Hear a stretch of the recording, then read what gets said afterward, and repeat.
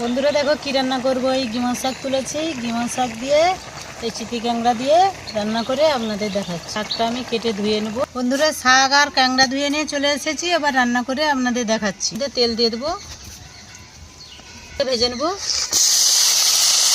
দিয়ে দেবো লবণ, ফোড়ন দিয়ে দেবো, লঙ্কা তেলে দেবো, লঙ্কা কুচি, পেঁয়াজ কুচি দিয়ে দেবো,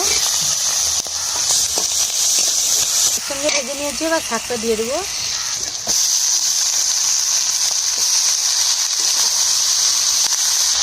পরিমাণ মতন হলুদ দিয়ে দেবো, শাকটা ঢাকা দিয়ে একটু সিদ্ধ করে নেবো। গিমা শাকটা হয়েছে নাকি দেখে নেবো, হয়েছে এবার ঢেলে নেবো। বন্ধুরা এই চিতি ক্যাংড়া দিয়ে গিমা শাক রান্না করেছি। রেসিপিটা কীরকম হয়েছে আপনারা দেখে কমেন্ট করে জানাবে।